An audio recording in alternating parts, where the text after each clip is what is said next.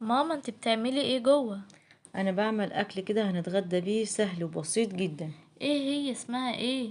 اكلة كده كانت زمان امهاتنا بتعملها، كان كل بيت مصري لازم يعملها زمان. انا تقريبا فاكراها او شفت الشكل ده قبل كده. ايوه انت فاكرة شكلها بس مش عارفة اسمها. لا مش عارفاها، طب قوليلي اسمها ايه؟ ديت يا ستي العجة المصرية الاصيلة. طب مقاديرها ايه؟ مقاديرها يا ست بسيطة جدا وموجودة في كل بيت. ايه هي؟ اول حاجة بنجيب بصلتين كبار. وبعدين؟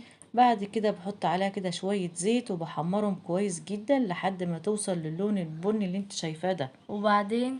وبعد كده بروح جاي خلاص طافية النار عليه، وببدأ أبرد البصل. أول ما بحطه في بولة تانية بيبدأ يبرد معانا. وبعد كده؟